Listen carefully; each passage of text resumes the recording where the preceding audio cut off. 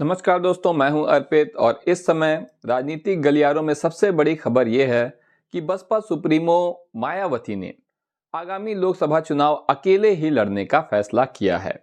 इसके पीछे उन्होंने वजह भी बताई है और वजह यह है कि जब भी बसपा किसी के साथ गठबंधन करती है तो फायदा कम और नुकसान अधिक हो जाता है। बसपा के वोट प्रतिशत में भी कमी आती है, जिसका फायदा अन्य राजनीतिक दलों को मिलता है। यही वजह है कि बसपा 2024 लोकसभा चुनाव अकेले ही लड़ेगी। तो ये तो है उनका फैसला। अब सवाल ये है कि इसका किसको लाभ मिलेगा और किसे इसका नुकसान उठाना पड़ेगा। वैसे ये कोई नया फैसला नहीं है। मायावती हमेशा हमेशा से ही अकेले चुनाव लड़ना ही पसंद करती हैं और ऐसा ही उनका अभी तक का रुझान रहा है। लेकिन बीच में जब उन्होंने कहा कि अखिलेश यादव के लिए उन्होंने एक बयान दिया, उन्होंने कहा कि अखिलेश को ऐसे राजनीतिक दलों के बारे में जो इंडिया गठबंधन से नहीं जुड़े हुए हैं सोच समझकर बोलना चाहिए, क्योंकि क्या पता किसे कब किसकी जरूरत पड़ जाए। तो राजनीतिक लोगों ने ऐसा मानना शुरू किया कि इसका मतलब यह है कि जरूर बसपा सुप्रीमो अपने पुराने फैसले पर पुनर्विचार कर रही हैं। लेकिन ऐसा हुआ नहीं और अपने जन्मदिन पर आखिरकार मायावती ने यह ऐलान कर दिया कि वो अकेले ही चुनाव लड़ेंगी। अब बात यह है, जैसा कि हम लोगों ने अभी कहा भी, कि इसका फायदा किसे होगा, इसका नुकसान किसे होगा। तो मेरा ऐसा मानना है कि अब जब मेरा क्या सीधी ये बात है कि जब बसपा चुनाव लड़ेगी अकेले तो उत्तर प्रदेश में त्रिपक्षीय संघर्ष होने जा रहा है। त्रिपक्षीय संघर्ष का मतलब है कि यहां पर एक तरफ बसपा रहेगी, दूसरी तरफ भाजपा और उसके सहयोगी दल रहेंगे जिन्हें एनडीए कहा जाता है, और तीसरी तरफ सपा और उसके सहयोगी दल रहेंगे कांग्रेस और आरएलडी। ये सब दल रहेंगे, जयंत चौधरी का दल है ये। तो ये त्रिपक्षीय संघर्ष होगा। लेकिन ये तो कागज की बात है। वास्तव में मैदान पर होगा ये कि एक तरफ एनडीए रहेगा और दूसरी तरफ इंडिया गठबंधन रहेगा। ऐसे में वोटर इन्हीं दोनों में से एक तरफ ज्यादा जाएंगे और सिर्फ मायावती के जो बहुत कट्टर समर्थक होंगे वही बसपा को वोट देंगे। मायावती अप्रासंगिक हो जाएंगी। जाहिर सी बात है कि उनके वोट प्रतिशत भी कम हो जाएंगे। तो ये काफी मुश्किल समय हो गया है इंडिया गठबंधन के लिए भी और मायावती जी के लिए भी। अगर हम पिछले चुनाव को देखें, इस जो पिछला 2019 का लोकसभा चुनाव है, अगर हम उसको देखें तो हमें पता चल जाएगा कि मायावती जी जो कह रही हैं कि अगर हम किसी के साथ गठबंधन करके लड़ते हैं तो उसका हमें ज़्यादा नुकसान हो जाता है।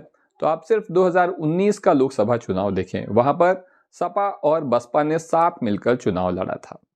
ये चुनाव जब उन्होंने साथ लड़ा तो हुआ ये कि सपा का जो कोर वोट बैंक है यादव वोट बैंक और बसपा का जो कोर वोट बैंक है जाटव वोट बैंक, तो सपा का यादव वोट बैंक जो था उसने तो वोट किया बहुजन समाजवादी पार्टी के पक्ष में, लेकिन जाटव वोट जो था वो समाजवादी पक्ष के लिए, समाजवादी पार्टी के लिए ट्रांसफर नहीं हुआ। इसका परिणाम यह हुआ कि अखिलेश यादव को काफी नुकसान उठाना पड़ा, जबकि बसपा का प्रदर्शन अपेक्षाकृत बेहतर था। इसका मतलब यह है कि ये बात सच नहीं है कि जब भी बसपा किसी के साथ मिलकर चुनाव लड़ती है तो उसे फायदा नहीं होता। ये बात सच नहीं है। लेकिन अब जब मायावती ने फैसला ले ही लिया है तो इसके परिणाम क्या होंगे? जाहिर सी बात है कि बसपा के लिए ये एक नुकसानदेह फैसला है। इसके अलावा ये खुद मायावती के लिए भी नुकसानदेह फैसला है। अगर बसपा को अच्छी सीटें नहीं मिलेंगी तो मायावती का भी इसमें कोई लाभ नहीं है।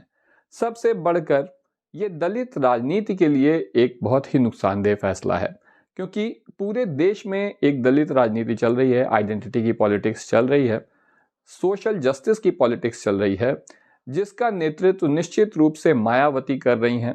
उत्तर प्रदेश में भी और पूरे राष्ट्रीय स्तर पर भी दलितों को उनसे प्रेरणा मिलती है। तो इस तरह से जो दलित आंदोलन है उसे भी नुकसान पहुंचेगा। फायदा किसे होगा? फायदा होगा भारतीय जनता पार्टी को।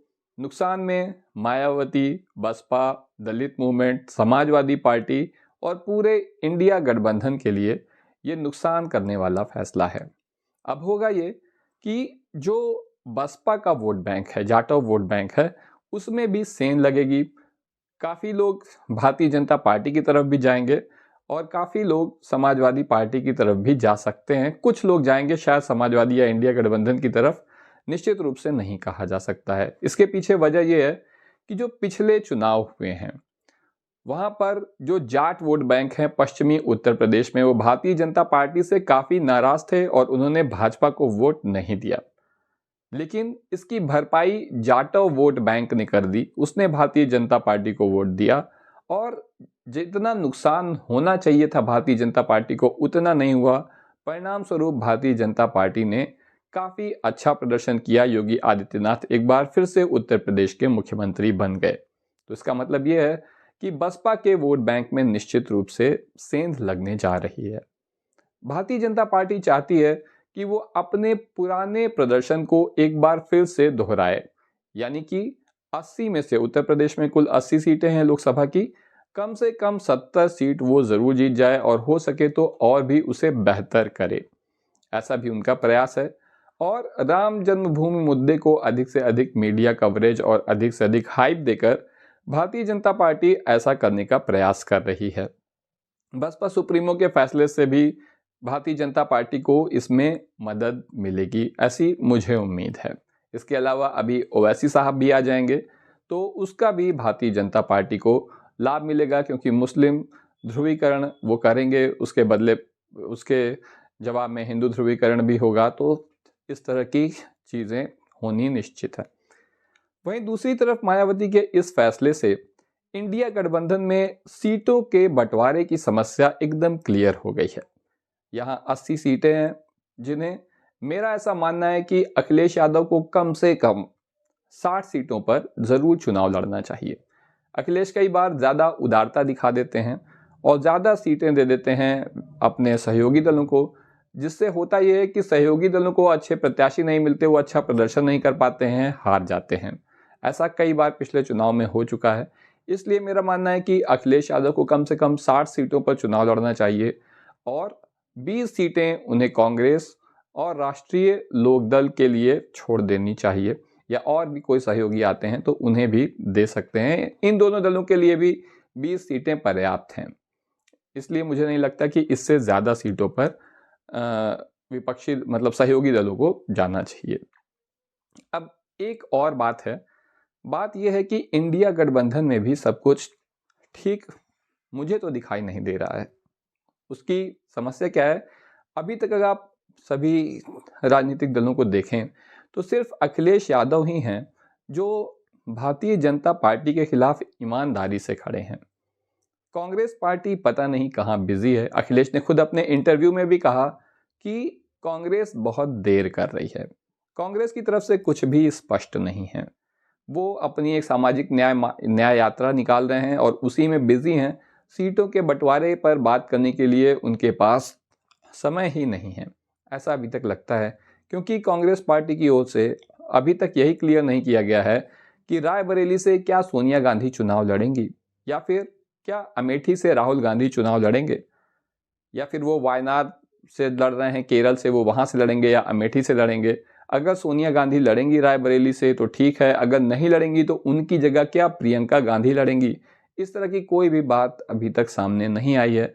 तो इतनी देर करना भी इंडिया गठबंधन के लिए नुकसानदायक हो सकता है, क्योंकि भारतीय जनता पार्टी ने तो जैसे ही पिछले विधानसभा चुनाव खत्म हुए उसी के अगले दिन से ही वो लोकसभा चुनाव की तैयारी में लग गई। वो बिल्कुल भी देर नहीं करते हैं, कोई भी कमी नहीं छोड़ते हैं। तो अगर उनका सामना करना है तो इंडिया गठबंधन को भी अपने तौर तरीके बदलने होंगे, खास तौर से कांग्रेस को। तो सब मिलाकर देखने में ऐसा लग रहा है कि आने वाले चुनाव में इंडिया गठबंधन के लिए उत्तर प्रदेश में थोड़ी मुश्किलें खड़ी हो गई हैं। अब आगे क्या होता है देखते हैं। आज के लिए बस इतना ही। जय हिंद, जय भारत।